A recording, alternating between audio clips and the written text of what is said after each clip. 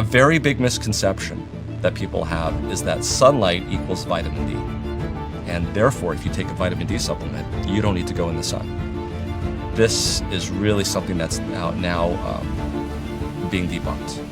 In a world where chronic illness is on the rise, one overlooked force may be the key to unlocking better health. Light. But not just any light, infrared light. It turns out that the very energy from the sun, the invisible wavelengths that warm your skin, might be quietly healing your body from the inside. The infrared light from the sun is able to penetrate probably up to about 8 centimeters, according to Scott Zimmerman in this article. And it fundamentally interacts with specifically the mitochondria. And what does it do to the mitochondria? So let's back up and talk about the mitochondria, because this is central. The mitochondria to the cell is like the engine in your car. The engine produces locomotion that causes the wheels to spin, but in the process of doing it, it causes heat to surround the engine. And if you don't deal with that heat, it will shut down the engine. It will make it more inefficient, and eventually it will shut it down. So what do all internal combustion engines have? They have a cooling system. They have a radiator. They have an oil pan. They have a water pump. And that's exactly what the cell has to have for the mitochondria. It's not heat in the mitochondria. It's called oxidative stress. And it's specifically oxidative stress that causes destruction of the mitochondria and leads to these types of diseases. So oxidative stress causes the mitochondria not to work well. This leads to diabetes. Oxidative stress makes the mitochondria not work so well. This leads to dementia. So this has already been laid out. This is not that controversial. The controversial part is, what do we do about it?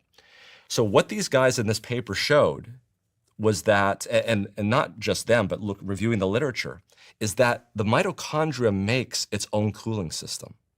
And that cooling system is melatonin. Now, you might be thinking, wait a minute, melatonin, isn't that the stuff that we take, that our brain makes right before we go to sleep? Yeah, it's absolutely correct. That's what happens. The problem is that this is not melatonin that's made in the brain. This is not melatonin that goes through the blood supply and goes through our blood and tells us it's time to go to sleep. This is melatonin that's made in the cell, in the mitochondria. And it's a powerful antioxidant that basically prevents the oxidative stress from occurring.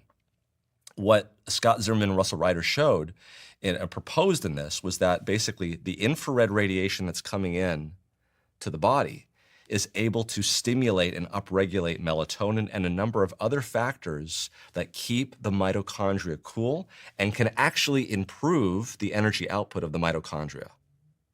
So this was actually mind-blowing to me. And I'll tell you why I resonated with this as a critical care physician. Because there was 2 things that bothered me the most.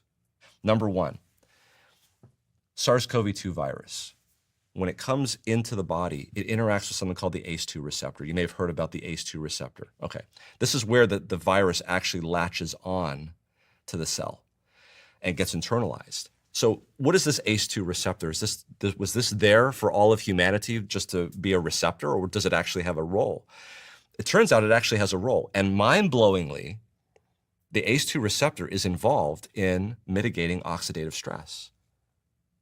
So in other words, it's another part of the cell's cooling system for the mitochondria.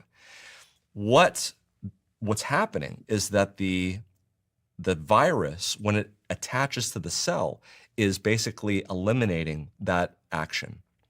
And so imagine you have a bunch of people with various different engines running at different temperatures, in other words. You've got some people with chronic disease, and we know their engines are running hot.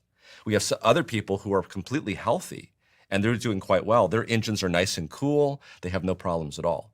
Now imagine COVID comes, and SARS-CoV-2 is infecting everybody.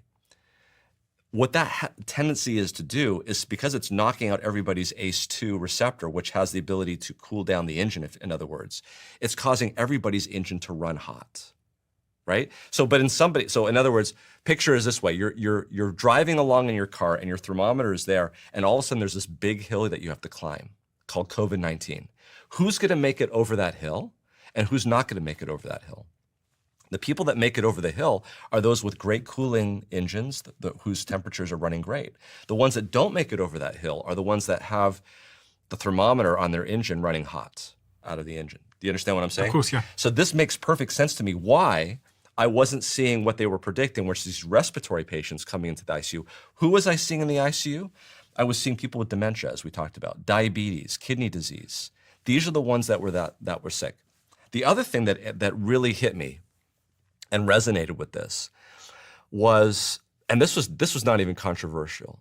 We knew early on in the pandemic that people who came into the hospital and had higher levels of vitamin D did really well.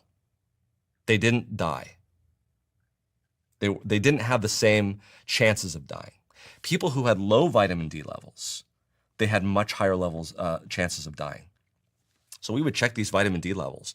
And so think about this. You're there at ground zero, and you're taking care of these patients, and you see this data over and over and over again, that vitamin D is very predictive of who's going to die. Obviously, what are you going to do? Even though this is an associative study, that association doesn't mean causation, you're going to be giving people vitamin D and try to get those levels up. The problem is that we gave vitamin D and it really didn't have much of an effect. So you gave it in supplement tablet form? When people would come into the hospital. Like this? Exactly. We saw that people with high levels of vitamin D or normal levels of vitamin D did better than those that had low levels. I believe that that was a marker of something else. In other words, people who had higher levels of vitamin D meant that they were out in the sun more. They were outside more than the people that had very low vitamin D levels. The people with low vitamin D levels were telling me these are people that were not getting outside into the sun. And so what's the real factor here? What's doing the heavy lifting? And I would propose, and Scott Zimmerman and Russell Ryder would propose, and I can tell you a number of other scientists that would agree with me on this, is that infrared radiation from the sun is causing an effect at the mitochondrial level in terms of oxidative stress, and that vitamin D was just the marker of who was getting the infrared light and who was not, who was going outside and who was not going outside. At first, we thought vitamin D was the secret. People with higher levels survived COVID more often. But what if that wasn't the full story? What if vitamin D was just the marker of something far more powerful, being in the sun itself? New studies suggest it's not just the vitamin D. It's the infrared radiation that may be doing the real healing. The deeper story lies in your mitochondria, and how red light may be the ultimate tool for reducing oxidative stress and reviving cellular function. So when the sun is shining, for the most part, you're getting infrared light. You're getting the entire biological spectrum from the sun. We can go to the longest wavelength, which is far infrared, all the way to the shortest wavelength, which is ultraviolet B, okay, which makes vitamin D. So in other words, when you are outside in a natural environment, you're getting a very broad spectrum of light. And so because of that, if you're getting infrared light, you're also going to be making vitamin D. Yeah. You're getting both.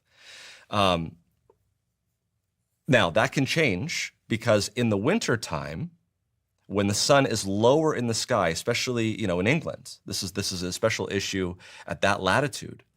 When the sun is low in the sky, the light has to penetrate obliquely through the atmosphere.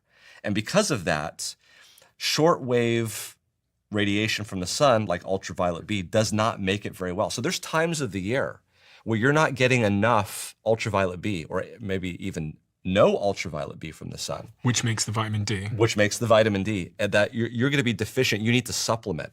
However, during that same period of time, when you're not getting enough vitamin D because there's no ultraviolet B radiation, that sun is low, but it's still enough to allow that long wavelength penetrating infrared light to still come through. So is the long wave infrared light the type of thing that we see these gadgets doing? Absolutely. And I would say, just to be specific, is because you can see that as red light there, that's not infrared light because you can see it. So infrared light technically is completely invisible.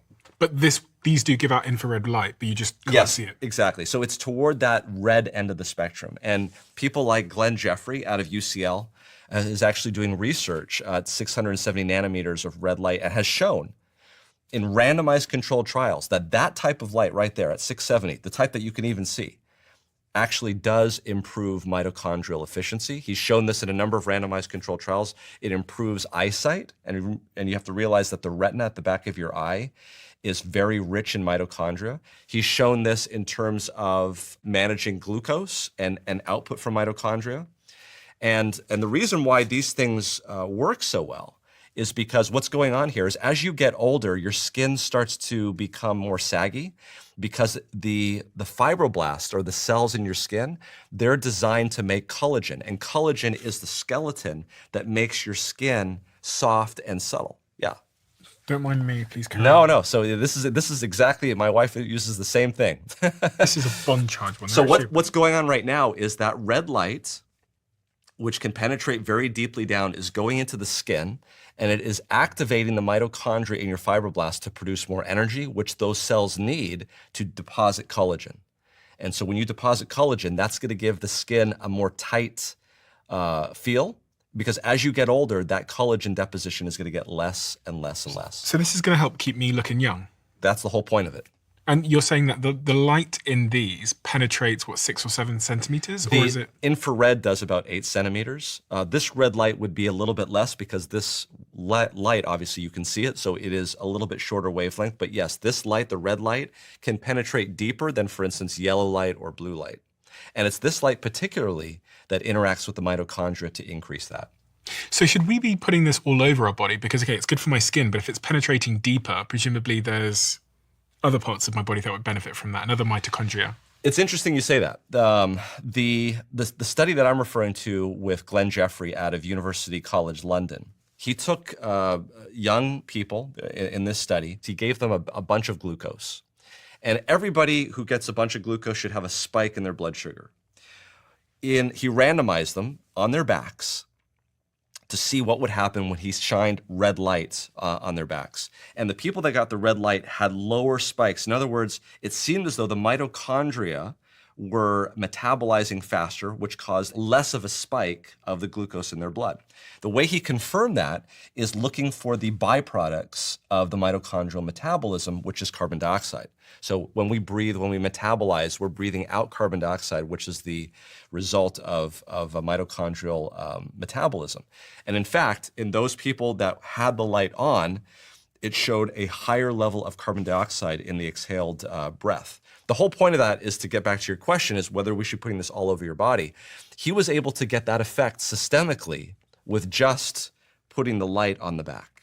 What if your healing doesn't start in a pill bottle, but with the light that surrounds you? From managing blood sugar to improving brain function and even rejuvenating skin. Red and infrared light are proving to be more than just wellness fads.